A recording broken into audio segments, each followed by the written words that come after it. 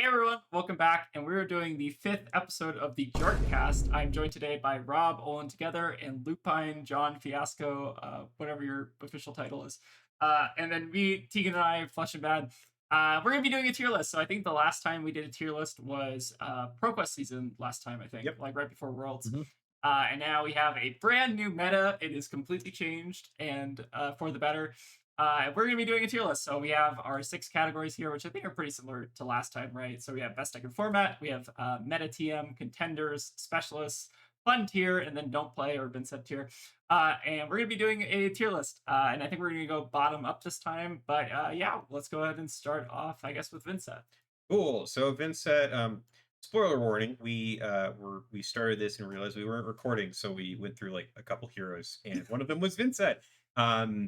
We don't think that you should be playing Vinsent, or no, Vinsent was fun tier. Yeah, Vinsent was. I think we reluctantly made her fun tier. No, I think that it's fair to have her be fun tier. Like, I said that playing Vinsent is a thing that you do because you really like Vinsent, and not because you think that Vincent's a really good hero for the season.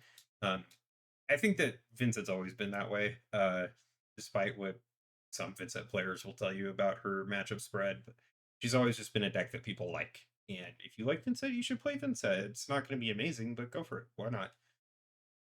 She's fun, but I think she's got some issues. Like, just like, she bricks so often, like, if your opponent takes, like, an off turn, basically, and you don't have a way to punish that, it's, like, really bad. I think you also, like, can never rule out getting fatigued. Yeah. Like, there are certain heroes, like, if you sit down against a Synra, you're probably okay. But, like, so many heroes just have half their cards in their deck are yellow or blue. And let's say, well, if I can't race you, I'll fatigue you. And if you aren't prepared for that, you'll just die.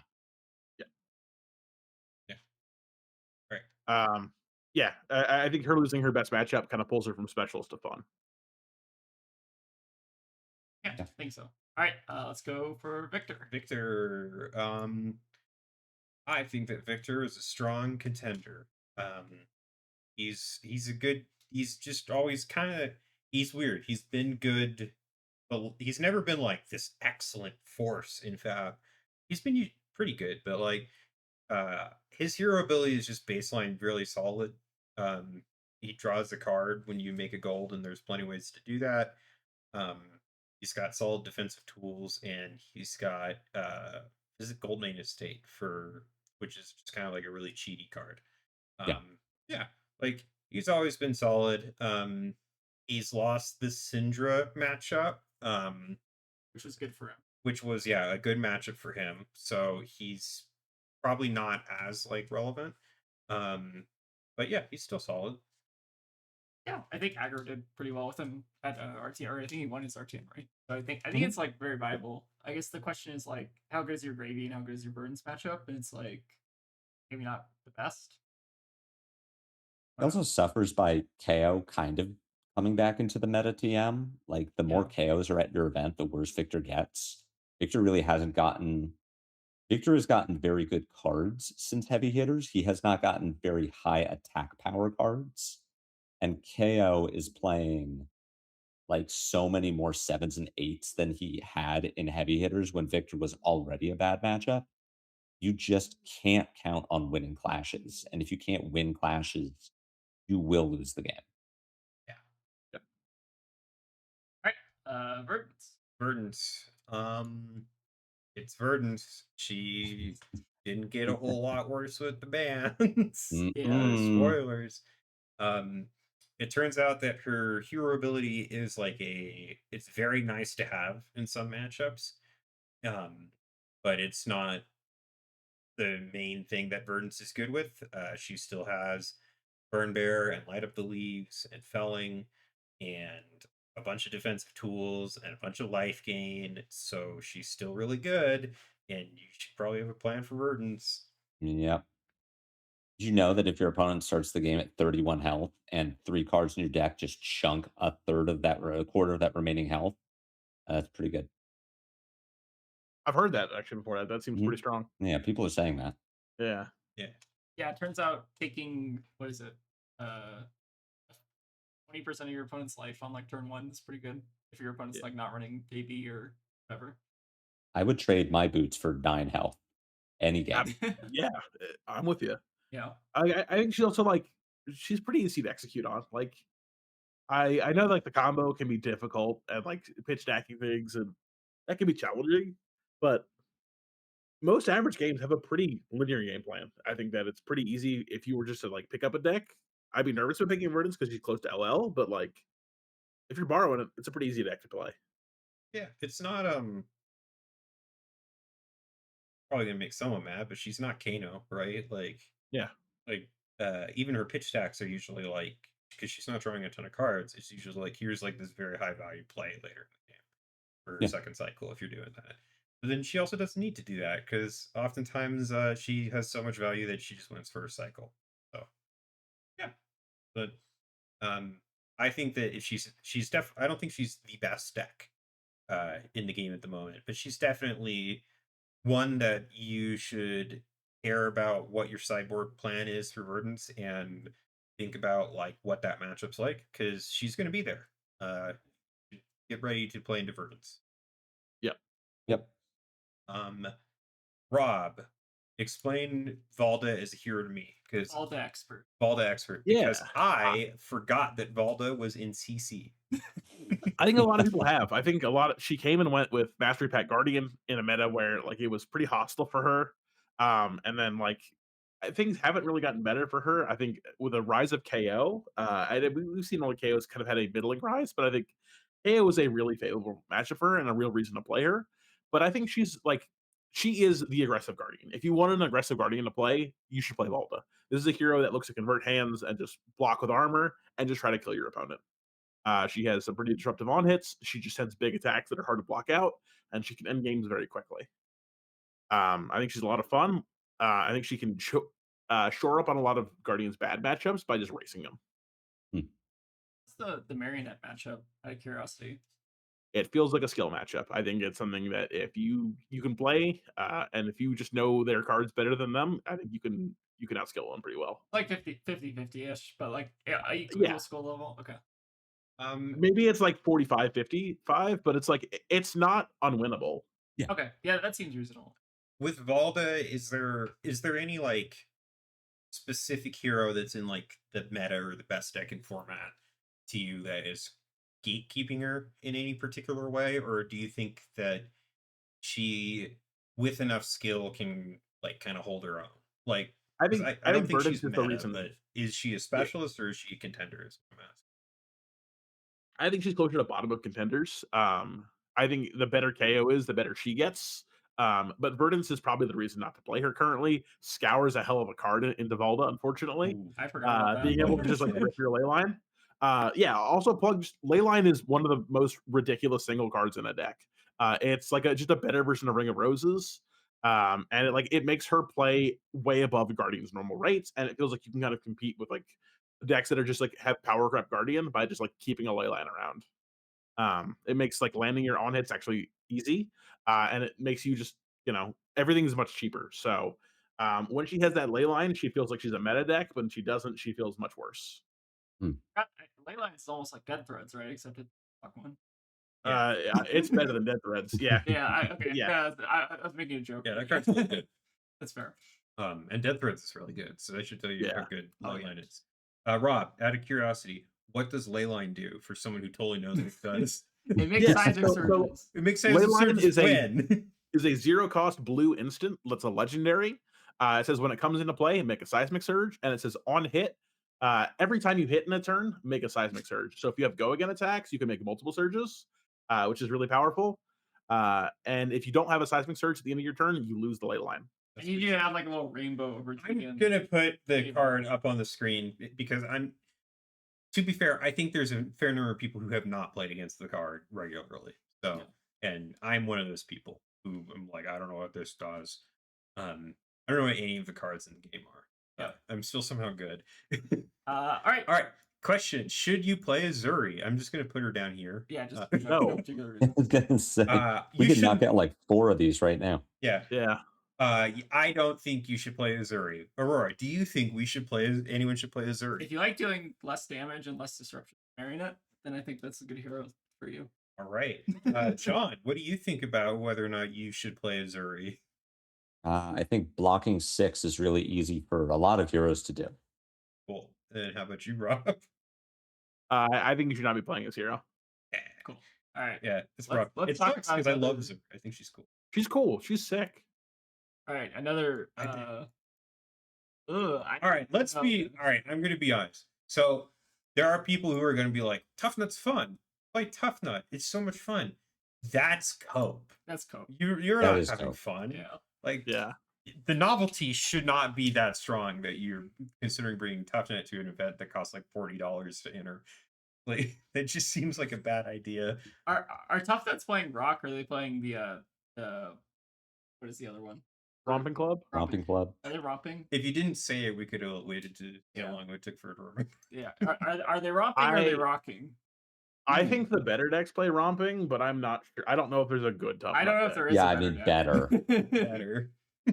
But yeah, I don't. I think it's just like worse. RKO, right? Yeah, should we like I guess touch Yeah. on why you shouldn't play Toughnut? It's primarily he is 3 intellect, right? And Yes. Yeah, that's a good Yeah. starting point. There Bad are point. heroes in the format that can put 3 attacks on a combat chain, and Toughnut can't deal with that. yeah. Yeah. The toughness only works if you're each sending one big boy attack a turn, and that's not how the game works. Funny thing No. is, like Toughnut even loses to Marlin. It's kind of funny. Yeah. like he's not even good. He's not even really good at like tall attacks either. All right. Yeah. So as fun as the people who like to play Toughnut seem to think he is, I think that you should not play Toughnut at your RTN. At an armory, sure, why not? But I don't know. the EV is bad on DV's Toughnut. bad. Alright. Yes. Compendium, Mr. Compendium. Okay, Yeah, that's so for Teklo, I really hope that James White is correct and that Teklo is going to be a real contender because I really want to play with my Marvel Singularity. That card's cool. But I don't think that anyone playing Teklo-Boston at this point. Now, while T-Toxin and just good decks exist. Oh my god, T-Toxin on armor. I didn't even think about Yeah. that. That's so sick. Oh my god. Why did you ever play this? Okay, yeah. I think Have you ever he's watched? better than Toughnut. I think he actually has a Wow. game plan. He's worse than Azuri because Azuri has Shred. Sure. That's Sure. what we're doing. We're ranking him and don't play. That's important. Poor Teklo. I really want This him to be matters good. a lot. The Teklo positioning does matter. It makes or breaks the tier list. Right. Bolton, Ellie Mr. Bird. Compendium. All right, Miss Potential Man. Where's Potential Man? We really needed a tier for just Compendium waiting room. Oh yeah, let's should actually currently add be that. Hold on. Bolton Actually, and Tekla-Boston. I also think Potential Man is a great tier. Potential Man. Okay. No, not Potential Man, because that's Just where go- yeah, KO's going to go. Compendium. Compendium. Hold on. And Cope. Compendium. All right, All right, we're moving Teklo and Bolton down to Compendium. Put it above Don't Play. Yeah, it's Okay, above Don't it's Play. above Don't 'Cause- Play. Yeah, because there's no reason to hope that Toughnut's going to be good, but Compendium might make Teklo a special. No, because Toughnut's going to get his weapon, Hmm. right? He already has It's a already weapon. rock. That's what he needs. It's his weapon. I don't think another weapon's gonna fix it. They're all like LSS reps are on like Bluesky going like, yeah, we made a hero that uses rock, isn't that great? And then he's in Don't Play. That's the next tier list is going to have a weapon waiting room, and that's going to be Olympia, Betsy, RKO, Liath. Gravy. Yeah, Ellie All right, Bird is hold on. in our discords, and we're aware there are 3 card arts in Compendium with Bolton on it. So Sorry, next Ellie. set, watch He's- out. He exists in the Cope waiting room for a bit. I think he'll get a new card though. He'll get at least For 3 new sure. cards He'll for get- sure. His And problem they'll all isn't new somehow cards, be I mean, like is the it- worst card that you've ever seen in your entire life. But I don't think that you should be bringing Bolton this season. The time is not ready. He was like a solid choice in heavy hitters, and even though people are like, "This is like heavy hitters too," like I don't think Bolton keeps up. I don't think it's both time. The charging doesn't work super well. He hasn't had a ton of relevant support. You know. All right, Rip time. Riptide. All right. the Ooh. green man. It's like Hmm. don't player specialist. I don't know. No, sorry, don't player compendium tier. Like I don't see a reason why you should be playing this hero. It's funny because I heard of like a Riptide making like top 4 the other day at an How RTN. big was the tournament? I don't know. Was it 4? 4 people. So you can't win against Gravy. You can't win against Verdance. You can't. I guess can't- your Marionette matchup's good. Your Casai matchup's probably fine. Is your It's not even Marionette like you matchup can't- good? I don't Like, know. winning Get Maybe? fatigued. I don't know. It's not even that he can't like win against Gravy or Verdance. He can't play. His cards don't work. His cards like don't just like line up against so many heroes in the game. He just like doesn't Yeah. function. Yeah, I Riptide think doesn't do I think it's anything to me. Compendium. He'll get like a new specialization because it's a set, and Riptide needs a new specialization. There's gonna, enough specializations. He'll get there.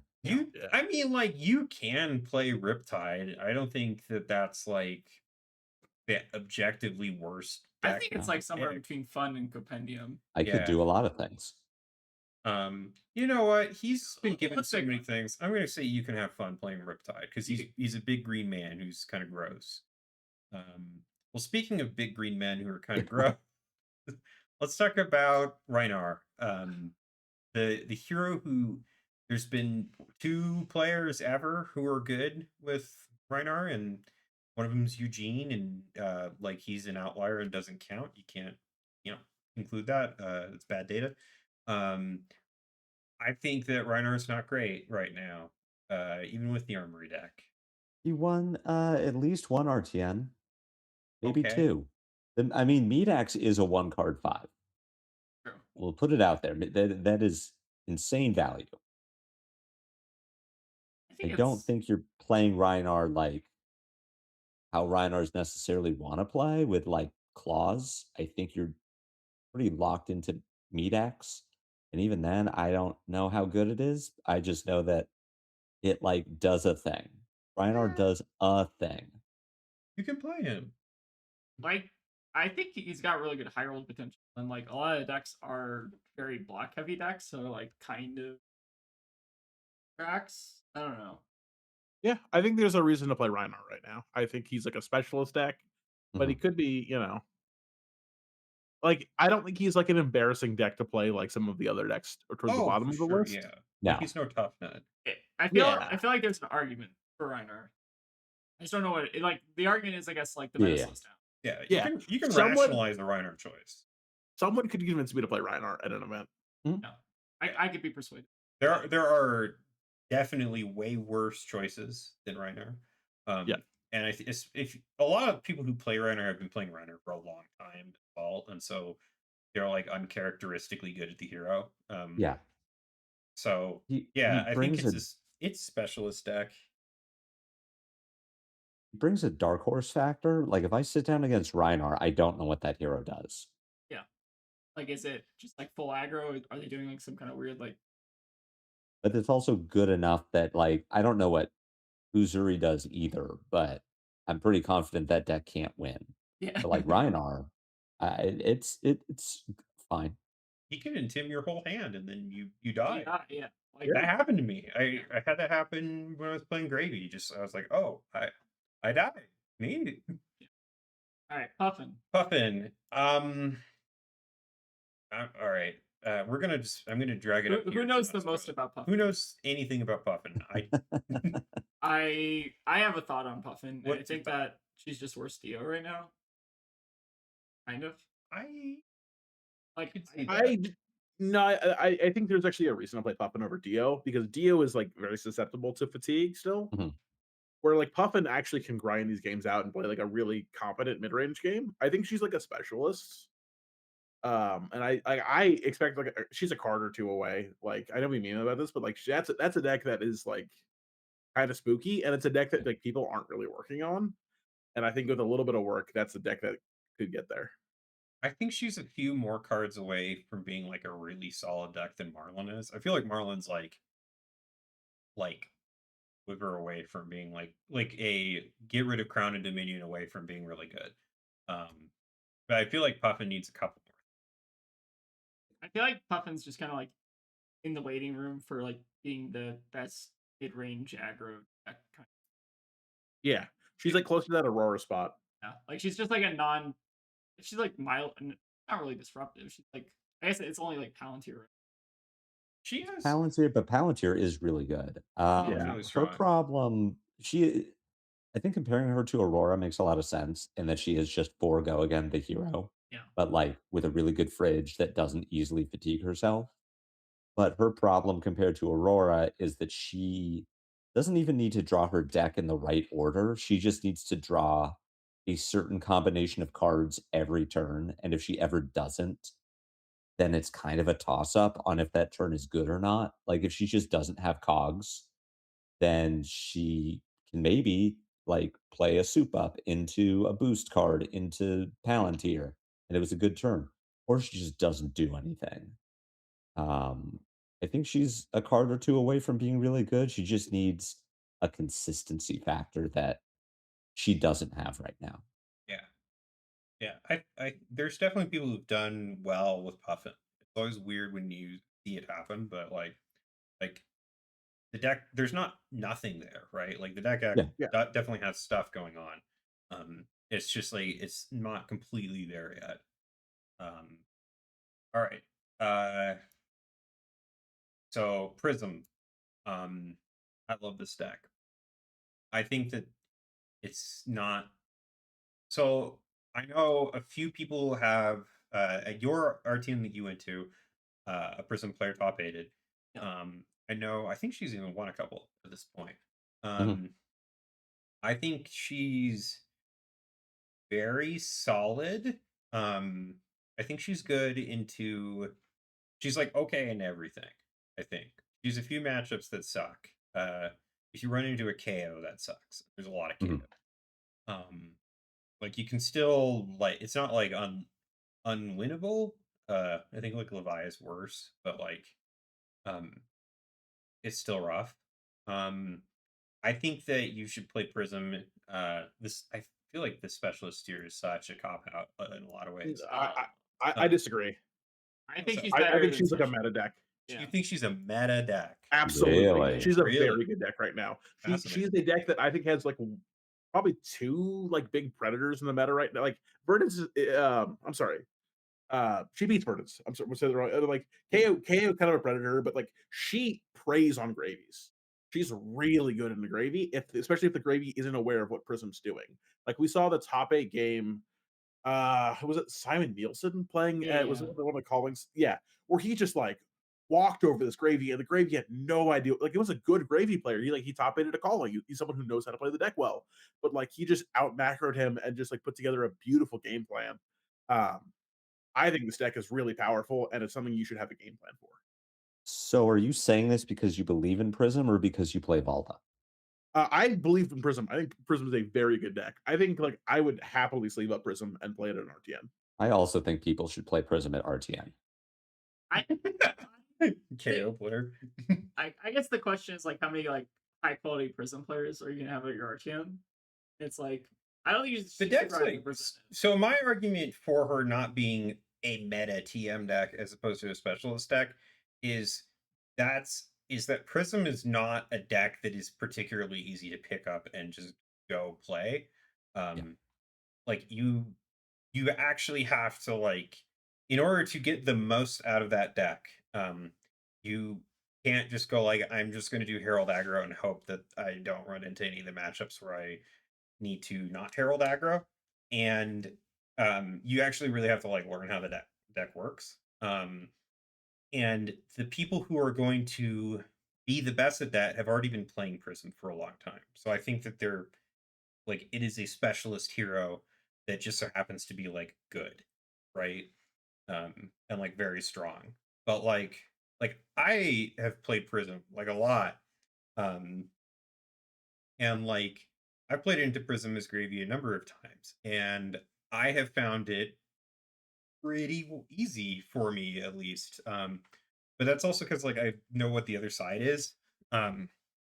So I don't know. It's like a long rambly way of saying like I think she's very solid, but like I don't think that this is a deck that if you've never tried Prism before, sleeve it up and give it a go. There's so many weird corner case scenarios about how this deck works that like if you aren't like seasoned in playing it, you're gonna end up like ruining games for yourself. No, I think that makes perfect sense. I think that's a great way to describe it. All right. Pleiades next. I want to kind of put her in contender. I think she's bottom of meta. All right. I'm gonna say bottom. I'm gonna say bottom of meta only based on representation. Okay. I think there's like a very real meta reason to actually put. Please. No. No, I think she's like a specialist deck because I think you have to understand how to fatigue with her. But there's a very powerful fatigue going around with her. She's probably one of the harder fatigue decks there is to play currently. What makes it hard? I guess is the question. I think it's the aura management and like the pitch stacking with things like put them on a pedestal and like setting up your like test of iron grips so you have guaranteed hits. There's just a lot of like nebulous value and like tricky plays you can do with her that you can make mistakes on. I think she's like, no matter how you slice it, I think Pleets is probably the hardest Guardian currently. So is she hard because she's bad, or is she hard because she's bad, or is she hard because she's? I think she's probably hard because she's hard because she's hard. Yeah, like there just is difficult. Like it's you can give up a lot of value by making little mistakes. Yeah. Can we talk about Riptide? That it's real rough that Pleiades is just like a good fatigue deck, and like it does not necessarily feel like intentional design. Yeah, it's like so that's my question because we have two Guardian players in the video. So like all things are equal. You are equally skilled at playing every Guardian. Yeah. Pleiades is a fatigue deck. Why would I play Pleiades and not Yarl? I actually think I feel like Yarl isn't Yarl better. I mean, I could be wrong, but I feel like I am inclined to believe that Yarl is the better fatigue deck, but I'm just finding out about this Pleiades deck like within 24 hours. So I haven't sat down and played with it, and I am going to sit down with some other players and run some numbers this week. Maybe we'll do a video on that Pleiades deck. I don't know yet. But I want to top 4 an event really quickly so I can start playing that Pleiades deck and just see how it works. Yeah, that's fair. Okay. I think it's real, but I don't know if it's better. Yes. All right. All right. Acillionaires. All right. I think Ailio is unfortunately a meta deck. The high roll potential with this deck is pretty good. It's been unchanged since the ban. And I'm actually a little surprised that Ailio didn't get touched at all. Not that surprised. Well, so I'm surprised because they're like, let's hit some stuff for Marionette because Marionette's like right up there, and I feel like Ailio is like right around there too. I think Ailio still has like some variance issues, but like any deck that has like a high roll potential like that kind of does. It's extremely good into gravy. A lot of Ailio's worst matchups aren't like overly represented. Like Marlin, right? I think you kind of like beat up on Ailio pretty hard, right? I mean, there are a couple decks I think beat up on him. Like I think his Yarl matchup's pretty bad. At least yes. Like the way I play it, it seems pretty bad. Marionette doesn't seem amazing, but you can high roll them, and then like your Verdance matchup is good. Your Gravy matchup is fine. It's Gravy's worst matchup. That's Gravy's worst matchup. It's like not close. Oh. It's such a bad matchup that if I get paired into Ailio, I immediately start tilting. Which happened at the calling. I was just like, "Are you kidding me?" So I think the deck has like a real place in the meta. I just don't think it's I don't think it's best deck, but I think you don't actually have to really be a specialist. I think you don't have to be a specialist. If you are a specialist, you're gonna like kill people with Ailio. Absolutely. Like you have I think Yarl is as far as an unwinnable matchup as you can get. But outside of that, like even against KO, Marionette, the like disruptive heroes that you shouldn't be able to beat, sometimes you just oops, I win and deal 38 damage on turn 2. and they can't disrupt their way out of that. Ailio has that same tension that Dash.io has, where as the opponent, you feel like if I ever miss disruption, I might just die. Yeah. I feel like Dash.io is a really fair comparison with Ailio. It's just like, it's a deck that has a lot of little moving parts, and it kind of combines to make just like a ton of damage sometimes, and like that's the way the cookie crumbles, and just sometimes lose to Ailio. So yeah, like I think you should expect Ailio. I think if you're playing Gravy like I am, you should be running a bunch, like multiple Amulet of Echoes in your deck, so that you have insurance against Ailio. It makes the matchup a lot better. But yeah, like expect to see this hero played in your RTNs. All right, let's round out the tier list. Let's round it out by Dragon. Oh, where did I You put him in specialist. All right, hold on. Yeah, so we move him up to best deck and format. That's then, right. Then we move him back down to Compendium. Olympillionaires? I don't think he's even. No, I don't think he's code. I think you're he's being play. generous. He just got 12 life worth of armor, and he's still unplayable. Yeah, I went to lead him off the tier list to just like get him out of here. It's just it's Olympia. It's like not good. It's better than Toughnut. No, it's not. It's No, it's I don't not. think it is. Not. Toughnut actually has like a goal. Yeah, Surely Toughnut fatigues has a Olympia. thing he's trying to do. Olympia has like bulk. I have to imagine that Toughnut can fatigue Olympia. Now, if this were a tier list has based on to. how expensive the deck is, Olympia would be number one. Yes. Yeah, don't play Olympia.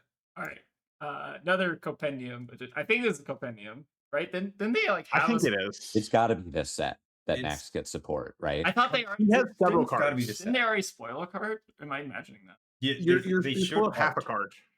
They spoiled half a There's card. Speed Demon. Oh, yeah, Speed Demon. We know most of Speed Demon. There's a couple things missing with the card. We can kind of infer what it is. All right, so but it's a good card. All right, clear compendium. There will definitely be a couple more max cards in compendium, but whether or not it makes the hero good is to be seen. All right, Marlin. All right, I am waiting room. I think it's top of fun tier. Really? Really? This so okay, so you just top forward. Here's my logic. Okay, so I went to an RTN. I top forward with Marlin. I played into like 3 Casais, a Marionette. 3 Casais, Marionette, Gravy, and then a Prism. And like every time I went to a matchup, I'm like, okay, this matchup's 50-50. Great.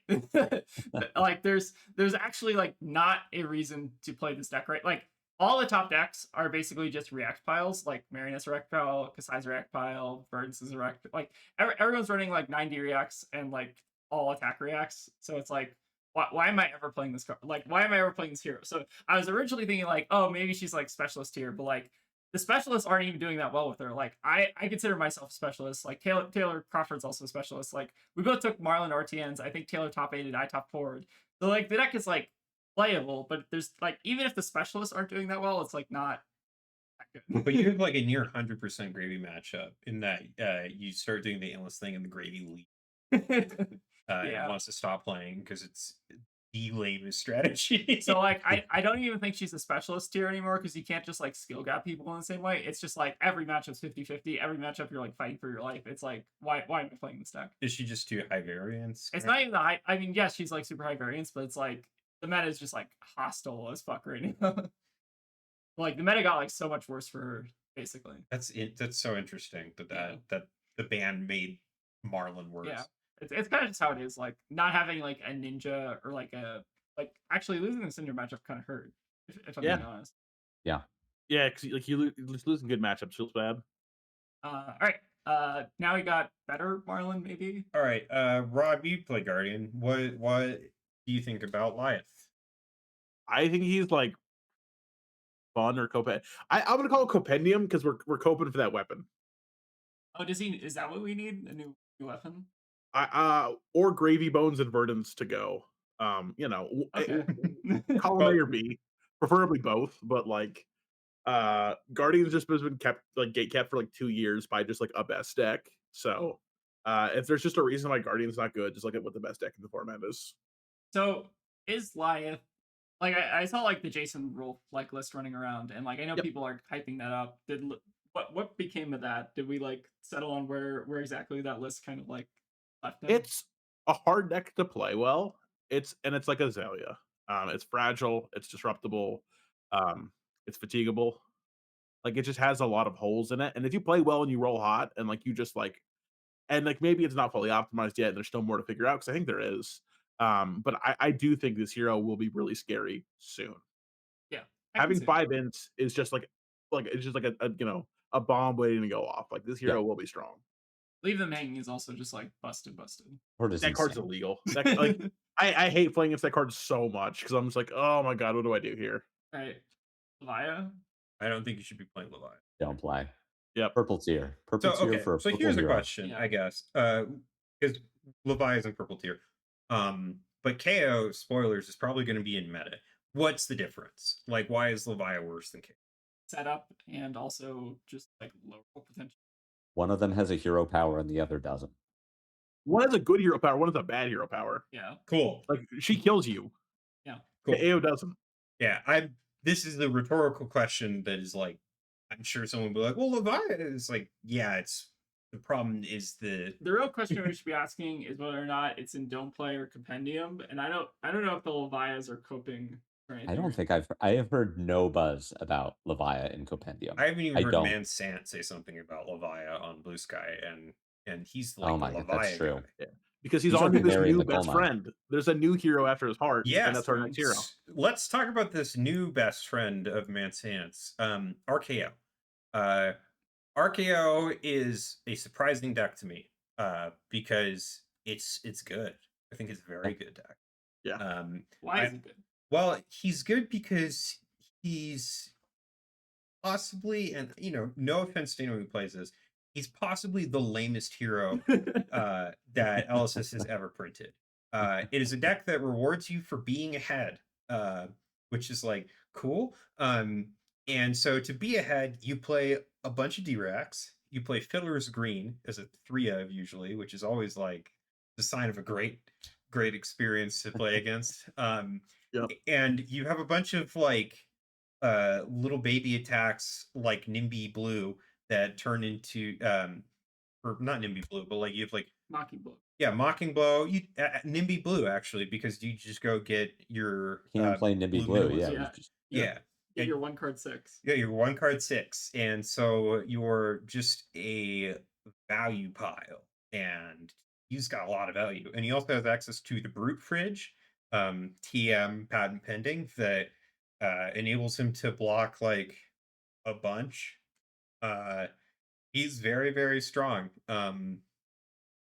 It's a little unfortunate that he's good because I don't very much enjoy how this deck plays. He's a deck I think a lot of people are excited about, and people are like, "Wow, this is a cool deck." And then you play against him a couple times, and you're like, "This is an abomination," and I never Yeah. want to play against this Yeah. deck. Because like it It's- rewards you for being ahead. You have to take these really risky gambles to try to like beat him, and he can just like flesh bag you at any time. And like when you beat him and you're just like ahead of him, it's just like the deck is just like feels so just half baked. I think it's just a like. I feel like it's almost like an emergent design type of hero where it's like a react pile, and then it's just like all or like there's like a specific kind of fab deck right now. Where it's just a react pile plus like good class cards, and then this kind of just is what that deck is like. Yeah. It's like Verdance Mhm. basically, but worse. What's interesting is, so I played against RKO as Gravy at one point, and at this point, like I knew what his hero power was. Like I was like, oh yeah, this is the card pool.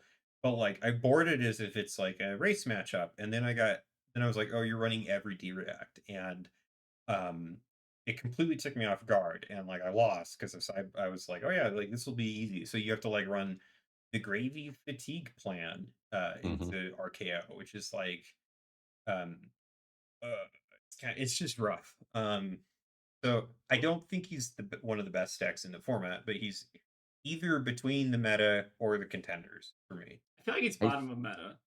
I will probably put him at contenders. I've talked to some players who have played him a lot, and like the way the meta has changed has made it a lot worse for him.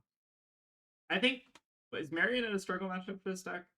Maybe. Probably. No, I don't think it is. I think Okay. it's kind of a skill matchup because you play every react in the book and you can kind of like compete with Okay. him on Yeah. that What access. is a You open struggle the flesh matchup? bag. The things that I would be worried about if I were him would be things like Casai is really frustrating.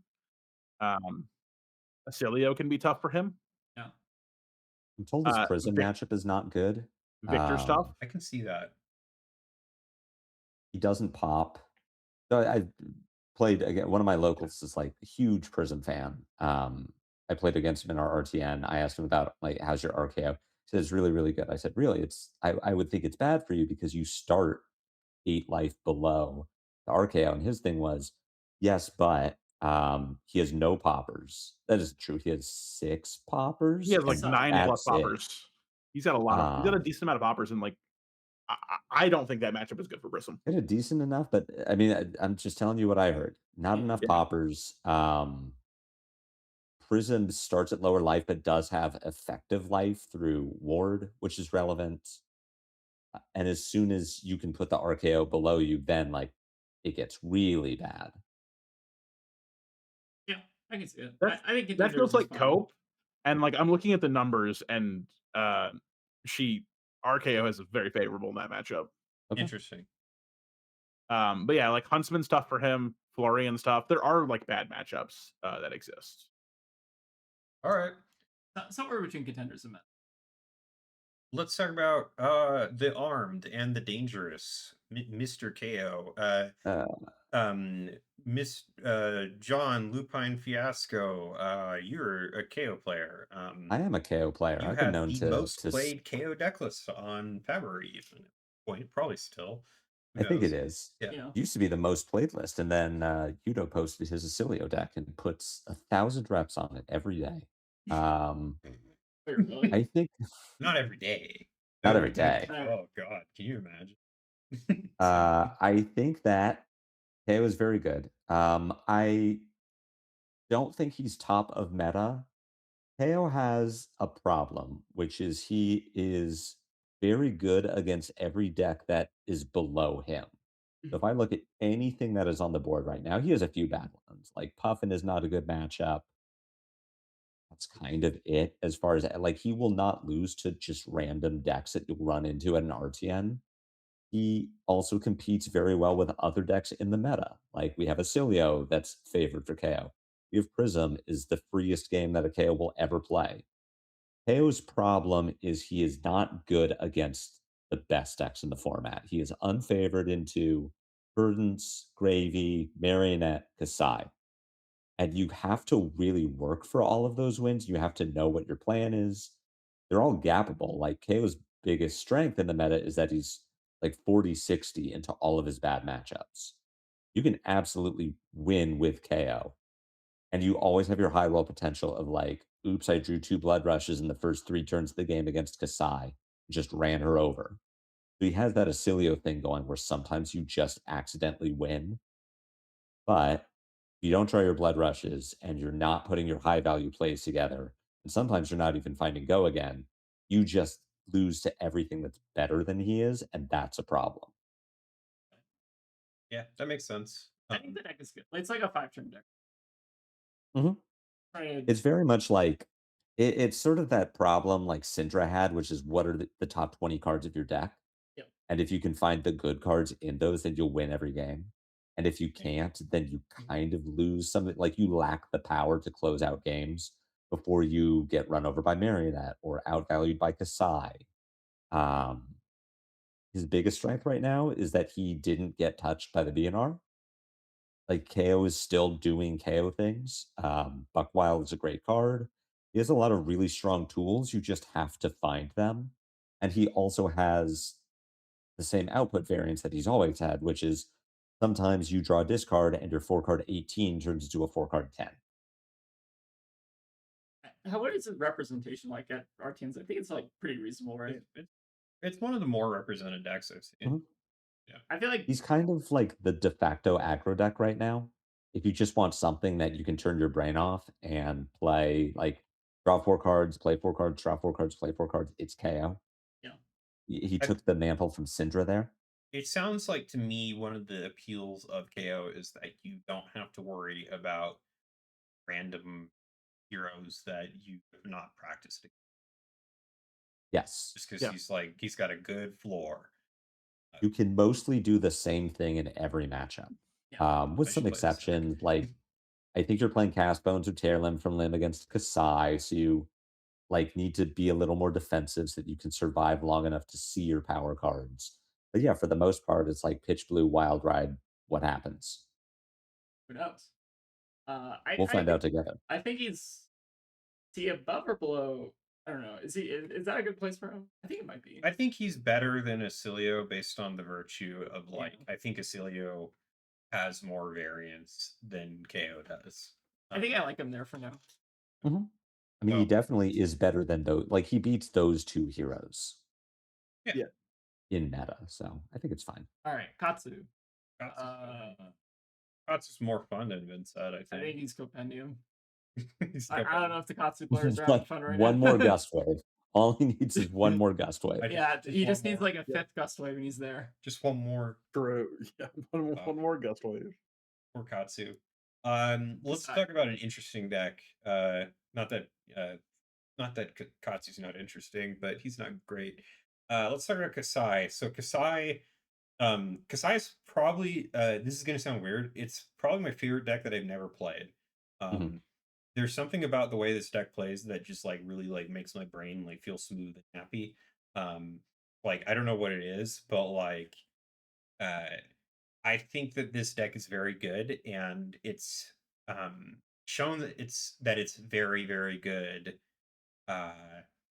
with like the start of RTNs and also like calling Seattle. It won calling Seattle. What do you all think about Kasai? Because I think that this is one of the best decks that you can be playing right now. He is. Agreed. I love your description. It's the best deck you've never played. Like if I'd love to play it, but had- it's just like I don't know. if I had $500 to $700 to spend on Fab right now, I would buy and build Kasai because she is very expensive. Dynamo, Grains, Riches. The list that won the RTN I was at on Saturday was playing Heart of Gendal. Like a bunch of the heavy hitters cards are expensive. She's very expensive to play, but she's super fun. Yeah, She has a consistency that she didn't have in heavy hitters. Like she is, I think, what the Dorinthia players wish that Dory was, which is she just happened to get enough cards over enough sets. Like Unsheathed didn't make her playable. Sharpened Senses didn't make her playable. Riches didn't make her playable. And then the meta shifted just enough. And Florian kind of fell out, and Verdance got a little weaker, and they figured out Gravy. And now all the pieces came together and just created this very consistent, like, she blocks well, she attacks well, she converts every hand, her armor's great. Valiant Dynamo's just a machine to turn her into this really cool, efficient deck that has, like, she's got the Aurora thing going where she can race down aggro decks. She has late game with Raisin Army. She just has so much going for her, and she's really cool. He feels like a fleshed out Flesh and Blood. Like she has like a game plan for everything. She's like a platonic ideal of a mid-range deck. She's like kind of what I wish Guardian could be right now. Like you can compete with aggro decks, you can set up with these other decks that require you to set up. You just have tools for everything. You have a good fridge. Like I'm repeating exactly what John said, but it's like she really has it all. Yeah, there's not really like a hole in this deck. There's holes in like other decks, right? Yeah, and like I know that she beat Kano in the finals of calling Seattle. That was a game. But She's 2-0 against Kano in calling true. finals. Yeah. Like Kano not existing is also really good. Because that matchup was like when I played Kano, I was like, oh great. Like as long as I'm not a complete goofball and just completely forget how to play my deck, I should have this. Like it's interesting because she was very good in heavy hitters, right? Which is like the numbers meta, and this is also kind of a numbers meta. And here we see Kasai being really good. I think I would be willing to put her right up there with Verdance as one of the best decks in the format right now. A choice that like a really good choice if you are trying to do all your RTNs. A deck that you should be prepared to see if you're playing against if you're playing something that's not Casai at RTNs, etc. Yep. Yeah. I have her as my number 2 overall in the meta. Yeah, Yeah. I think she just for generic. I think she's a little better than Verdance, but Yeah. not by much. Yeah. Cool. All right, Kano's dead. Long live the king. Kano's the best deck. Don't play Kano or else you'll get disqualified. Don't play Kano, you'll be disqualified. Yeah. Rest in peace to my boy. Yarl, Aurora, Rob, you two are Yarl fans. Why don't you explain Yarl to us? Sure. All right, he's a react pile. Yeah, he's defense soup. I think they've kind of killed this mid-range Yarl that exists. I've heard some people talking about like something else, but I don't see the value in playing a mid-range pile with Fellings when you can just play fatigue. It just works so much better. It's just so efficient. It's so consistent. Is he the best fatigue deck? I think he might be. I don't think there's a better one looking here. I mean, like maybe Pleets can like be that. Yeah. If she gets like hammered out and like worked on a bit more, but like this deck is so gross. It's so gross. Like I was playing on Talishar last night, and like I don't know, like I just felt like I had an answer to like everything my opponent. Like I'm just on like triple staunch, triple oasis, triple sigil, triple. It's fun to watch. Fun to watch. I always watch her play Talishar. I'm basically on every generic and every good guardian card, and then every Life King card, and it just works. It's fine. Like I think that the hero is like just.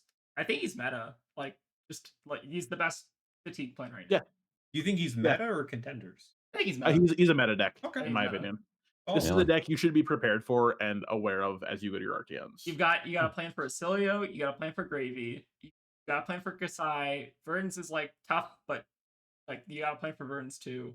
Like he has a plan for everyone. Yeah. Even though he hasn't gotten like a new card forever, but like that's beside the point. Everbloom live. Yeah, Everbloom is his card. Yeah. Fiddler's Green. Ooh. Ooh. All right. Let's talk about Potential Woman. Which is Hyra. A deck that people I think since the release of that hero card, people have been swearing up and down is like gonna be good. Just watch. Her hero ability is so strong. And it's like never actually been great. I mean, she's just worse Casai. Yeah. Which is That's wild. like the nicest thing. Yeah. Katachi's, right? But I guess Sabers are just better Katachi. Sabers are better Kadachi, and she has her boots, which are just like so much better than what Ira. I mean, like maybe I hope Compendium like lets Ira be a real hero, but she's just like she's not it. The other thing that Kasai has that makes her better than Ira is she can call a bunch of friends to show up. Yeah. And then Ira doesn't have any friends. Ira has no friends. Ira's no homies. All right. Ira has a cat that lives in her shoe. Wait, really? Is this lore? Is this lore? No. It's Pouncing Paws. Okay. Bouncing Paws. Pouncing Paws. Okay. I was like, interesting. Like, Zen cosplay. is there a lore reason about this cat shoe? Where can I read more about cat shoe? All right. Gravy. Mr. Bones. I play Mr. Bones. Gravy. So Chart the High Seas got banned, and a bunch of people started dooming. Because it did make the deck less consistent. But the deck is still very, very good. In fact, it's still one of the best decks that you can be playing for RTNs. It's still a very high skill expressive deck. But the changes essentially to the deck are some of the guards that were like a sideboard thing depending on matchups, like Avasti are not his main deck. And then you're running Inca now. And then a couple more saltwater swells, and you still have the fatigue plan. You still got your Whaler and Remembrance. Still are running your Fables that just like give you high roll potential. You still have Conqueror of the High Seas. You still have Chum. Your deck is still very good, and your deck will just dog walk a lot of decks because they can't deal with allies. They can't deal with Chum. Yeah, he's still very, very good. He's got matchups. The one thing about Gravy is a lot of the matchups that he has that can be tough are very skill intensive. So if you're not ready to play against Yarl, for instance, as Gravy, consider playing something else. or even Casai. Like Casai, you have to play the fatigue plan as Gravy because you need to outvalue her. So Didn't the Kasai players like kind of figure that out? Like I think they did, but I like beat a Casai at calling Seattle and Swiss, like late in Swiss too. So but they're like mildly favored that much. Right? I think so. Kasai is favored. Like I think Gravy is a reason to play Kasai currently. Yeah. But he's solid. He's still very, very good. He won the most RTNs week 1 of the meta game. So like he's doing something right. And you also will just like get a lot of equity. Like if your opponent's misplaying, like they don't kill your ally or like they do the wrong thing, then you can get huge blowouts with Chum. He's very favored into Dio as well, which is like a deck that is going to be played a lot. He's solid into KO. He's good into Verdance. You are all right into Marionette. So yeah, like he's still gravying and hanging out. Like he's doing great. The biggest way to explain like why Gravy's still good is like really the Syndra story, right? You lost your like worst matchup. You lost like a deck that was very, very good. That was a very tough matchup for Gravy, right? Like definitely doable, but like you don't have to worry about that anymore. Yeah. So like you lose the game's slower. You lose 2% power level to get rid of your worst matchup. That's like a trade that any deck would take. Yeah. So you should definitely if you have the reps, consider playing Gravy, or also watch out for Mr. Bones. Let's talk about Florian. So Florian, he's not going to be best deck. Florian, I feel like got hit harder by the Rootbound ban than Verdance did. But we also have seen like this new Florian build by the world champion that is like Briar. It's kind of like a gentleman heroic build. Where do you guys think that Florian is going to be? Contenders, probably. Contenders? I could see contenders. I could see meta. I'm like very high on this deck. I think this is like the best deck that people aren't playing. I think the Rebound ban didn't really matter that much for him. I think the important thing is Cinder was gone. Cinder was a very bad matchup for him.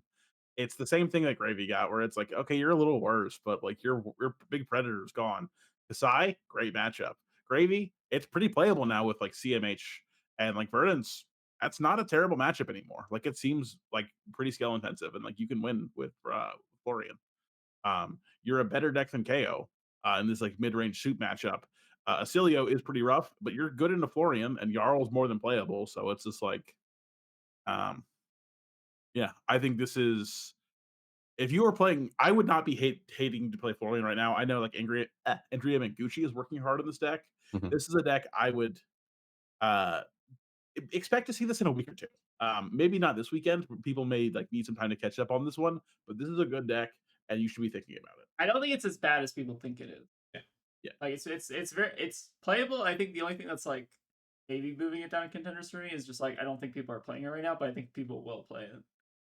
He's got his hero power is like very, very good, and he has access to Earth cards, which are very, very good. And his fridge is amazing. I think the deck is real.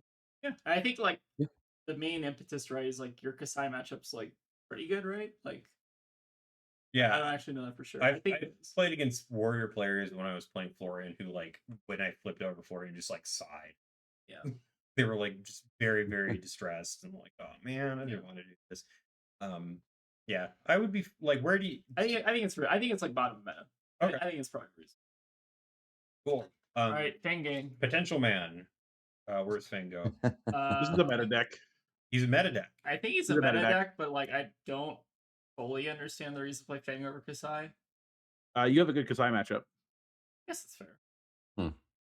How is your Marionette matchup though? Good. Good. Okay. Yes. He's got a good Marionette matchup. He's got a good Gravy matchup. He's got a good Kasai matchup. He's got a bad Verdance matchup, but sometimes you get lucky. I think I would be very interested in playing Fang right now. If you have the cards, this is the deck I would consider registering. I had a Fang play Scorched Earth, Scorched Terrain, Parched Terrain against me. You don't even remember what the name of the card is. Which is hilarious. Yeah, it didn't matter. But like, you were playing Fatigue Yarl, and then the second one made it so you like you kept drawing your life gain cards while it was out, and you were just like, "Oh, this sucks." Anyway, this has nothing to do where he's on the tier list. I just Yeah. thought that was funny. But yeah, I think he's like fine. I don't know. I still am a doubter. I'm not. I need to check because I'm pretty sure he is actually weirdly not favored into Marionette. I thought that was true too. I don't know. I could be wrong. I thought he was like a reason to like you were supposed to like you played Fang because Marionette existed and like Arachnes existed. I don't know. Like, I don't know I either. feel like Marionette is like just kind of a better warrior half the time. Fang players in the comments, why don't you tell us what you think about Fang? Who Apparently cares? there were Who like cares what the Fang no Yeah, Fang like and- Marionette matchups in Hong Kong. So that's not helpful. Like and subscribe. Anyways, yeah, like he's somewhere in that meta contenders. I don't know. Is meta and contenders like the same tier? It might just be the same tier. He's still, I think he's good. I think he's like, I think you can play him. He's got Valiant Dynamo as well, which is a good card. Yeah, Dynamo's pretty good. Yeah, like he's still good. Like Yeah. According to the last 30 days of Talishar, Marionette is 60% into Fang. That does not I'm surprise me. stupid and wrong. All right, I'll eat my words. All right, we're moving him down to contenders. I think he's top of contenders. How about that? That I Sure. can see. I can see that. Let's talk about Other Draconic boy. The Compendium. yeah, Yeah. Mr. Man. Stall out at Well, 900 we plus. know we know we have new cards. The Phoenix Flame card, right? Or like the Yeah. That card's gas. That card's That so card is good. really good. All right, so Fi should Top of be Compendium. LL'd at this point. This is so sad. yeah, why are they making him suffer? This- So This is so sad. Can we get a like for Fi? Poor guy. Yeah. I thought Ellie was like cooking something. Like I watched your video, John, with Ellie, and like, how did that get affected by the bean? I know the deck's like not actually worse off. So Fi took a few loss. One, he lost Brand, which was huge. Ellie, if you haven't seen my video or were following Worlds Philadelphia, Ellie Bird went, was it 8-1 in Classic Constructed across days 1 and 2 with Fi. I think I don't remember what her loss was to. But she did extremely well with Fi in a meta where like no one was playing Fi. No one thought that Fi would do well. And he did well for two reasons. One was that he had an extremely good Synra matchup. And two was that he had a reasonable matchup into Gravy and Verdance. So Ellie brought Fi because it targeted the three best decks in the room. The way that she describes it is that Fi is not good into any other deck besides those three decks. Syndra is dead. So Fi lost one of his best matchups. He also lost 9 Brand with Cinder Claw, which he was playing. Like at this point, it was a targeted decision that just got much worse. And so he's kind of dead for a while. Yeah, I think the meta just shifted in such a way where like you lost your best matchups, and then he's kind of just in this weird like limp state. Yeah. Let's talk about Dory. So Dory to me, I guess, is like the question I have is like, why aren't you playing Casai? Right? Yeah, good question. I mean, like, I think there are some like spooky aggro builds, like the Josh Lau thing that he was doing. But like, I think it's somewhere between a specialist deck and a contenders deck for me. Like, I think you will see Dory, but like, it's not super common, and also it's just like, why are you playing this over? I feel like she's a deck that like people who are really good at Dory will do really well with. Like I think she's a very specialist deck. The nice part about Dory is like sometimes your opponent will just lose the game because. I think she's like contenders. Yeah, but even then, it's like if you're playing Hatchet's Dory to do value stuff, just play Kasai. If you're playing Dawnblade Dory because sometimes your opponent's block wrong, just play Marionette. Yeah. Like she's special. I think specialist makes sense. I'm biased because we have like the Dory player, Nixie, in NorCal. So I see Dory every once in a while. Yeah. But like it's very much you're targeting Gravy Bones, KO, Ailio because they don't block. But even then, she can still just get run over. Yeah.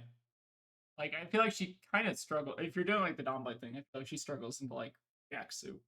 At a kind of is. Rob, what do you think? I think she's a good hero right now. I think she's just like there's just better warriors. She's a good gravy counter, but I think there's Dory just kind so of many good gravy counters. Yeah, yeah. I think your niche is kind of eaten right now. I think she's fine. All right, Dio, everyone's favorite go first hero. Spam 2 items. Pass. She's meta. Yeah. Yeah. For better or for worse, she's I hate meta. this If guy. you just win the die roll, you win half your games. If you don't win the die roll, it's like you can still win some percentage of games that you just like hit 9 off the top. The deck is just like I'm actually shocked that they didn't ban anything from Dio. I guess it kind of makes sense. Like she has like this weird fatigue axis you can play on, and that's rough for her. He also has like not that many LL points. Yeah. I also don't know what I would ban from that deck. I hate Cerebellum. I hate that card. I think they should ban Spark of Genius. Spark is also like Oh my god, I've been saying ban Spark for months. I thought they should have banned Spark back when they banned High Octane. Yeah. Spark Spark and Cerebellum are like kind of egregious cards. Yeah, I don't know. I'm sick of Cerebellum this at least girl. makes sense in the context in that like Crank existed when it was printed. I don't even think they should ban Spark on a power. It is very strong, but it isn't enough to give Dio more LL points. They should just ban it based on it was printed at a time when Crank didn't exist. Like they banned Scepter of Pain because Amp didn't exist when Scepter was printed. Yeah. And it created a interaction that wasn't intentional. And like Spark is really good when it is arsenal a random card and find, Teklo Core for your next turn, or find Plasma Purifier or Teklo Pounder on turn 0. It is obscene when it is 4 damage, draw a card. Having Demonic Tutor on an action that draws you a card. Yeah. Yeah. Yeah, and it has Go Again because you're cranking. No, well, yeah. It doesn't have have Go Again, but it has Go Again. It has Go Again. Yeah, it has Go Again. Basically. I don't like Dash IO. I don't think this is a secret to anyone who's talked to me about Fab for more than like 20 minutes. I hate Dio for the same reason I hate Vinsent, and that it's just like a die roll deck, kind of. What it feels like to me. Oh, die go first and like the thing. No, okay, I lose. If you want to do well, if you want to high roll and you want to play a deck that's like not too difficult to play, pick up Dio. She sends a lot of damage every turn. You Boom Grenade. I do think that like Gravy beats up on her pretty well. Like you can do this cool thing where you're like, oh, I'm gonna block the first thing. They're like, haha, Boom Grenade, and you're like, guess who's attacking Chum for the rest of this turn? It's you. And that's cool. But yeah, like she's still very good, and she can just kind of roll you sometimes. I want her to win like She a has big thing, so she's gone. She has a bit of a problem. Like she's sort of within Prism tier as far as if you've never played Dio and you want something to play for RTN, you probably shouldn't just pick up Dio because you can't just boost aggro everything. Like as soon as you sit down against a Guardian or RKO or even Kasai and you're like boost, boost, boost, they will just fatigue you. You need to know how to play against that, and that's a lot harder than boost. Like if your entire meta is just KO and Ailio, you're great. You just boost aggro everyone out and boom grenade off the top and you're set. But as soon as it's someone that says don't just boost everything, like then it's skill intensive. All right, got Syndra next. All right, C tier Syndra, something like that. He's fallen off so hard. Like I think she's just don't play. I disagree. I don't think she's. I think she's like a contender specialist. I think she's. I don't think she can be a like. I guess a specialist in Syndra, right? Like. It's like a comedy skit. He's like, oh, how can you be a specialist? I think she's a harder hero than a lot of these heroes on the list, like above her. For sure. As someone who's actually played this hero, like I do think she's a harder hero to play than Verdance. I'll tell you that. Okay, that's true. I don't know if that's true. Kind of ish. Gun to my head, I'll say that. I would go out on a limb and really make people mad and say she's harder than Ailio or Dio. Anyway, but I feel it would make me feel sick to put her in don't play. I don't think she's that bad. I feel like you just can't be a Syndra specialist. I've never heard of that. I don't. think that as far as the like red line build, like if you just took Yasker's world list, she is not harder than Ailio or Dia. She's very face roll easy. But if you're playing like blue Syndra, which I think you need to do now, and attack with daggers and put in, you're playing spreading flames, you're maybe trying to make devotion never dies work. That deck is hard to play. And Okay, that deck that's is fair. what she has kind of become. And there's a lot of exploration still to do on that deck. Okay, I can see like bottom contender. I feel like with the ban, like because you don't have the red line Syndra anymore, like no matter what you do, it's going to be slower. And so slower decks are kind of like stronger right now. So you have to kind of really consider like, do I want to play like a slower, more technically difficult Syndra? Or do I just kind of want to swap over to something that's like, better than Syndra and is like better for the slower meta than try and make this deck that like once was like this like you play this like high value redline deck into like something that's a bit more fair. I think that it makes sense that she's fallen off a lot. It just feels I feel like she's got enough just good stuff that I don't feel comfortable putting her below like because she's still like She's I still, think the deck's still good. Like it's fine. It just feels like they're Matt's deck better is still so good. decks right now. Yeah. Ish. They didn't ban flick knives. Yeah. Like the deck is still playable. So She definitely got hit the hardest by the beginning. So. Yeah, 100%. I think Wrath getting banned also is like a very good ban. That card is miserable, and I'm not sad to see that card go. All right. Speaking of don't play, let's knock these next two out. There's no words that need to be said. I don't even put Betsy in Compendium. That hero was dog shit. No, she just needs to log. No, she needs an armory deck, and then she also needs like an entire expansion set, and then she needs to go to a different game. Yeah, we need to get her out of like it's just like every problem Guardian has, she has, and then she just doesn't have any guards that are good. All right, like I'm gonna spec here. I'm gonna put Bravo and Compendium. Oh, I like. Well, Bravo stocks. I will put Bravo and Compendium if they change the hero to what's his face? The Showman. The flattering showman. Yeah, flattering showman. That's a hero that could actually make an impact. We need that like kissing meme of like Betsy and Bravo, and they're just like smooching. Like that's gonna work. Why do we need that? I like the idea of risking it all on one big Bravo trade. Oh yeah. Yeah, go big or go home. Don't play these. I don't think you should cope for they're gonna probably print a Betsy card, but it's not gonna be good. That would be a great shirt. It's not gonna matter. I cope for Betsy. I cope for Betsy. I cope for Betsy. All right, we have the non-binary stepchildren as the final. Welcome to the. All right, there's one clear outlier here, and then there's one that's okay, and then there's one that's pretty bad. All right, so let's talk about at once. Yeah, what's wild is that the one that's bad and the one that's okay are not. They've changed drastically. Yes. Okay, so let's talk about Arachnne. Arachnne. Is fun, but I think Slippy's fun tier. I could put Slippy in fun tier, I think they're fun tier. Right? No higher than that. All right, let's talk about Arachnne Marionette. Around. This deck is so good. They even preemptively hit it, and it's still a very good deck. I'm surprised there's no counterplay to. Well, I'm not surprised, but there is no counterplay to daggers, and it shows. Marionette's extremely strong. Marionette's a little. I don't know if a little is the right word, but like there is variance, right? Actually, I'm going to do this. This is currently discussing Marionette. That makes me feel better. Actually, it's funny you say there's no counterplay to daggers because there is counterplay to daggers. Okay. A little card called Melting Point.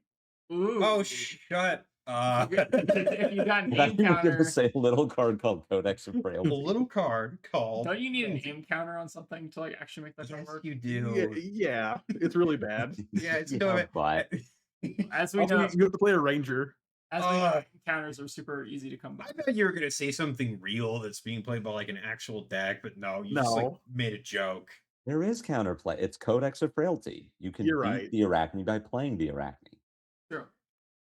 But yeah, Marionette, they are just kind of like, Is there a lore reason why the daggers are stronger than Polarize? I don't think there is. not confirmed by the devs at least. I to be honest, like the best card against daggers is probably Fiddler's Dream. Yeah.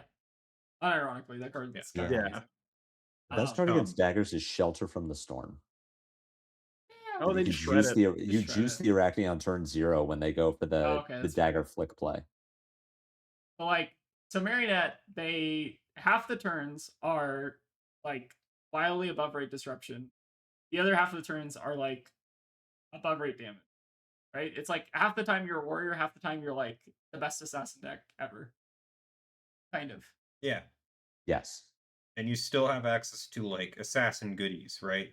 So Yeah. like, even though Leave No Witnesses, you're not a silver build, you're not a contract build, who cares? It's CNC that you can get off of Codex and play for free, right? It's yeah, the deck is just, it's very, very strong. It does a lot of really good stuff. It's kind of nasty. It's having 3 cards in your deck that make your opponent play differently for basically the entire game is also like kind of an advantage. Yeah. Like your opponent cannot block a dagger, basically. Detox, yeah. Tarantula Toxin is Detox, Kiss of Death is 6 damage, and if you block it, it's 6 damage. Mask of Deceit is Traverse the Universe.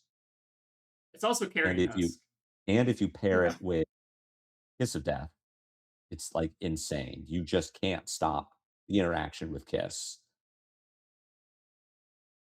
It's above rate. Like the thing that that Marionette has going against it, and the reason it can lose is sometimes it does wildly above rate damage. But if you miss disruption on the turn when you need it, you can get run over. The deck is playing a bunch of 2 blocks. Besides Mask of Deceit, it doesn't really have armor. The defense reactions that it's playing either block for 3 or just are not really plentiful. Like they're not playing a ton of the 4 block D reacts because they don't do anything with the rest of the deck.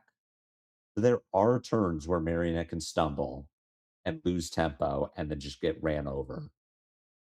But it can race, it can disrupt. It has an extremely consistent line with Kiss of Death, Mask of Deceit.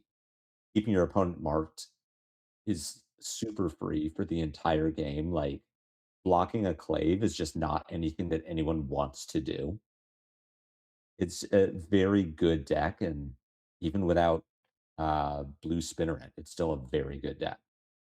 I think if they didn't ban the Spinnerets, this deck would be like above and beyond.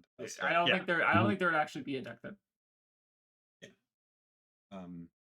I think I just want, as an aside, I think Mark is too easy to keep applied. Yes. Yes. I think that this is like, it's like, it's an issue of like Flick Knives enables it way too easily, and then there's too many things that just mark. It feels like there's not like meaningful counterplay, right? Like, there's not really a way to go like, oh, well, I got to prevent myself from being marked. I got to play around that. You just kind of have to go like, well, I'm going to be marked and spend the whole game marked. So it's wild to me that there's no way to become unmarked without getting hit. Like there's no duration on mark. Yeah. There's no even like jank card that just says like your next attack it's +1. If you're marked, lose your mark. Like I would have expected just some draft chaff from Hunted. But no, if you are marked, you will be marked until you get hit. It should, okay, to me, maybe this will ruin the deck.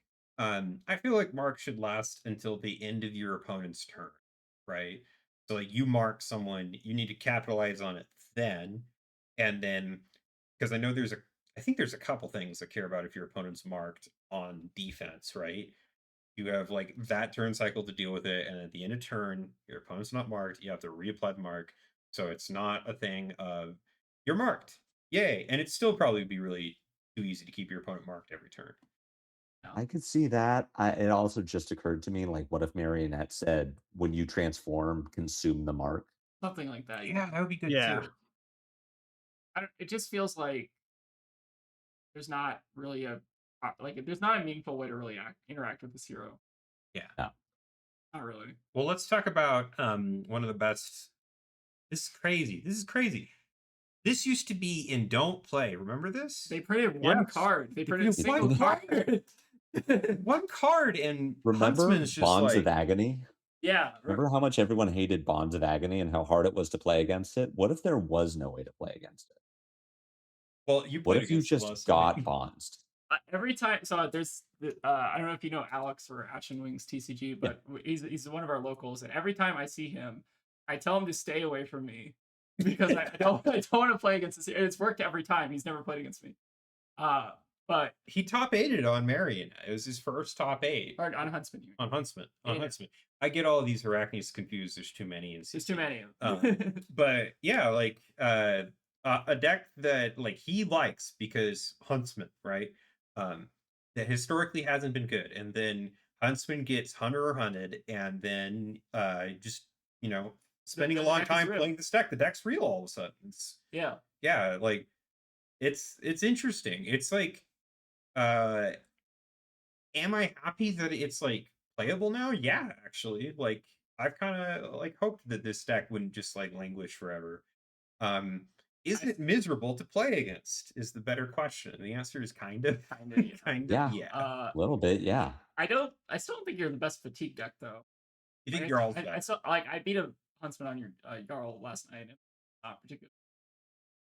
I don't know. Like it's still semi-real, but like I feel like your grading matchup is just like significantly right. Like I think that's the biggest thing keeping the Huntsman back, right?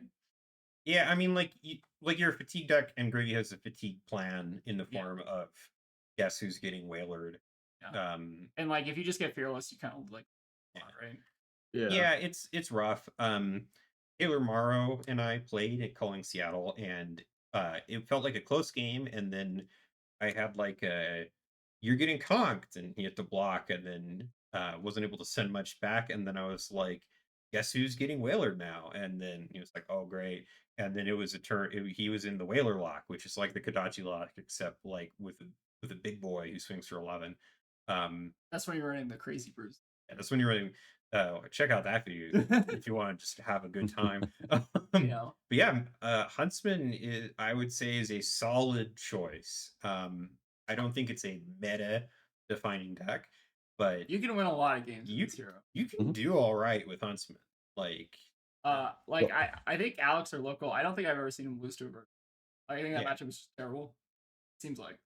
Yeah, this used to be like a deck that you could go like, oh, well, I'm playing Huntsman. Of course, I'm not doing well, but there's no excuse now. Like the deck's okay. So yeah, like it's pretty good. And then last least is Arachne slipped through the cracks. Poor John. I'm so sad about Slippy. It's they got a lot of new cards. It was the armory deck helped, didn't it? The armory deck did help. So Slippy was the best deck, or was at least the best aggro deck because of Bonds of Agony. And Bonds was it was miserable to block against. Slippy players would cope and say, like, oh, you can block around it. You can't block around it. Like, it is an actual impossible card to play around. Bonds with one go again, 4 cards back is like, you cannot stop that from interacting with you in some way. And then they lost Bonds, and the deck immediately tanked, became completely unplayable. We get the Armory deck, which has good cards in it. Meat Madness is a really good card. It's 3 go again. A third of the time, it will always do something, depending on the game state and what deck your opponent is playing. Sometimes all 3 modes are good. Creep is a reasonable card. Stalker Steps is just Snapdragon Scalers with AV1 on it. Even Prey Spotters is pretty good in the head slot. Like, it lets you turn on Take Up the Mantle for free with 0 counterplay from your opponent. And then we get the big one, which is Horrors of the Past. The problem with Horrors is all the Slippy players without Bonds are trying to say Horrors is the payoff, and it isn't. Horrors is an enabler, but the deck doesn't have anything to enable right now. Like, Horrors is yellow Infect, yellow Infiltrate, yellow Meat Madness, yellow Mark of the Black Widow, and a lot of those cards already exist, and we don't play them because they're bad. So Slippy just doesn't do a thing. It has a slightly better gravy matchup than Marionette does because it has more natural go again, thanks to the hero power. and it has more 3 blocks to block out like Conquerors and Swabbies and Rigger attacks, but that's kind of it. Like, it doesn't out disrupt Marionette, it doesn't out damage Marionette. It also has a big problem where all of its damage is in increments of 3 instead of 4. That was what I was gonna say. It's like it's so much easier to block than Marionette, right? Is Yeah, your like you can do like Mark the Black Widow, Razor's Edge, Spike with Blood Rot, and turn it into this 9 power attack. But then 9 is just easily blockable. Where your opponent blocked for 6 because they put you on 1 reaction. You had a second one, and then they D-react you. But it could be any D-react. Like plenty of heroes are playing 0 for 3s. It just gets slippy that way. The deck doesn't do anything special anymore, and the support doesn't do enough to make up for losing Bonds. It really was Bonds the deck, and Bonds doesn't exist anymore. I think it, I think it kind of shows that like bonds shouldn't have been a thing that like an aggro deck had access to. Yeah. Yes. yeah. Like it was, despite what like some, I know people are like you could totally have played around it, but like I feel like they were always sitting on the side bondsing as opposed to being bondsed. Yes. Yeah, like it. I mean, it is rough for people who really like Slippy that it's just not very good anymore. Um, but yeah, I don't know. I thought the armory deck would do, but I just thought Horrors was gonna be something. And like there is the insane, like not even quite magical Christmas land of player persuasive prognosis, follow it with horrors of the past, take up the mantle into Kiss of Death, break Stalker Steps to give it go again, play another attack, flick the horrors, which now is a dagger and has a prognosis effect. Like there are cool things you can do, but they aren't as consistent as here's a bonds. I've never seen a Figure it Slippy out. resolve that against me. I played against probably like 10. Well, it's just Yeah. extremely difficult to put together. And when you do it, it's like, well, you could have just done that with Marionette, with Kiss of Death, and your Yeah. Mask of Deceit on like turn 2. It's like Marlin where you're like jumping through a bunch of hoops. I guess the hoops are like less bad. It's still just like not super.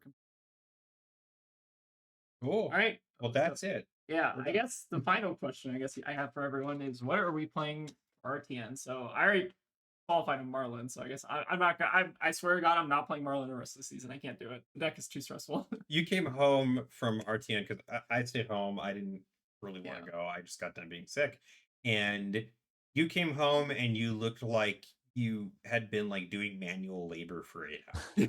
Like you looked every game was just I don't know. I'm sick of playing that deck. This is not the meta for Marlin. I'm sorry. Sorry, Marlin enjoyer. Marlin and But I'm probably gonna be playing Yarl if I go to another one, which I think. So I'm gonna probably be playing Gravy. If we happen to have everything for Kasai, I might actually just like cave and give into like playing a deck that I like a lot that I've never gotten to play before. Um she seems really fun and she's got allies and she's got all sorts of stuff, but I really like Gravy still. I think the deck's still solid. All right, Rob, John, what are you playing? I played Volta this past weekend to middling success. I think she's a solid deck. I think if KO was more popular, I'd be a lot more excited about playing her. But there's a couple other decks on my radar. I may pull Marionette out. I may try to borrow a Kasai. I may try to borrow RKO. But I will probably be on a Guardian this weekend. I don't know what yet, but we'll see Saturday probably. I feel like it's actually a really good opportunity to borrow decks from people, which is kind of fun. Yeah. John, what you doing? I'm What's John doing? playing KO Armed and Dangerous. I'm not playing this week. I'll be playing the 3 weeks after that. I don't think that I'm gonna change. Like if I scrub out of my next 2, I don't see why I would pivot off of it. It's the deck I'm most familiar with. I think it's in a really good spot. Yes, it does have bad matchups into everything in best deck, but they like aren't unreasonable. He's just like, he's good. If I qualify with KO and still have events to go to, there are a few decks that I would want to experiment with. Like I think Casai is interesting. I'm really interested in the CMH Florian list and RKO. is a deck that I want to test out, but I'm kind of just in the like coast with a deck that I'm comfortable with until Compendium, and then try to get weird with like, let's mix it up, let's break away from aggro, let's try something new. Till then, yeah, we're slinging claw. Cool. Any predictions about Compendium? It's coming soon. I have no prediction. I'm not even gonna think about it. Yeah, head empty, no I'm thoughts. like, I'm giga hoping that there's a new summit. That's like my number one wish. New summit would go hard. A new summit would go crazy. Give me Like Winter's Prism got Wail. her new weapon after it was bad. Let Yarl get a real weapon. I don't think there's going to be any new heroes, but it would be cool if we saw a card where it's like Blaze specialization is like clearly not for Blitz, like almost like a Tarmogoyf style. Guess who's coming down the pipeline type of card? Because I'd That would love be to play cool. a new wizard that's not Verdance. I want to play instant speed stuff. I feel like they could probably do Sage Blaze, right? You know what they're gonna do with that is they're gonna do that exact idea, but for Aurora. Oh my god. Man, I want them to do, and I mean, I want that for Aurora. Like, it'd be great to see more Aurora because we know when it's coming. Tegan, so I wasn't playing Magic at the time, but I know that when whatever set it was that Eye of Ugin came out, I was talking about like the Whirlwind. Eldrazi that didn't exist yet. Like, Yeah. how cool would it be if Compendium comes out and we get a card that's like a specialization for a hero that doesn't exist? yeah, And we're yeah. all like, whoa, what is this? What is it? Tarmogoyf had that too. It was it said like Planeswalker on it, and people were like Planeswalker, because like that wasn't a card type yet, and Yeah. they did that with Kindle kind of. It was like a whoa. I think What is that AMP? really in Fab? Yeah. They've hinted yeah. at things in the art. Well, no, but like, have they had like an actual like rules text like spoiler type thing? I Like, don't think like so. there's no Steam Flogger boss. Yeah, I don't think they've. No, I don't think. I don't think so. Yeah, If but that's someone something they should knows- actually really consider doing because I feel like that builds a ton of fucking hype. The Mhm. closest Yeah. was AMP with Kindle. Like, Oh, right, yeah, right. just seeing this where it's like, what is AMP?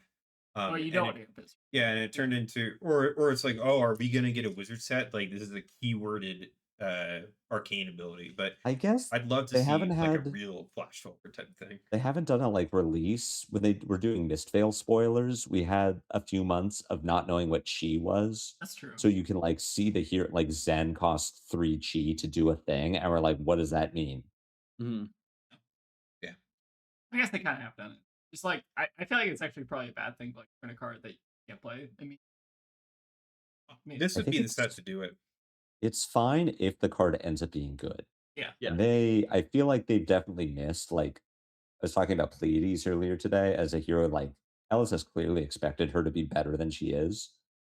But like Rosetta comes out, content creators who spoil cards got cold foil felling of the crown. Like, they can, if they try their hardest, they can know this card will be good.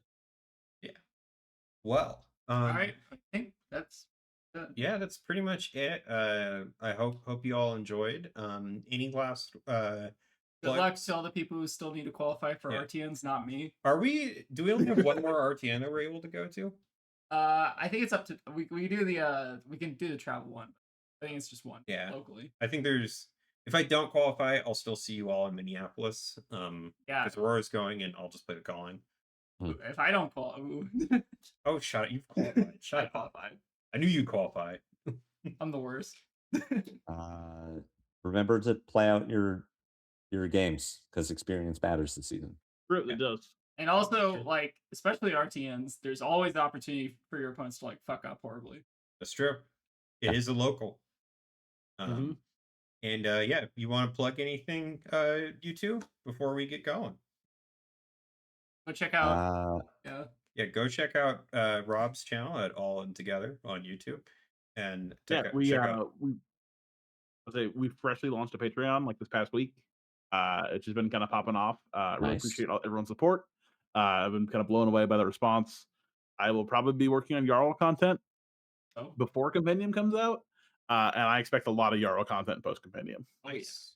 I'm Nice. hyped. Cool. John, you want to plug anything real quick?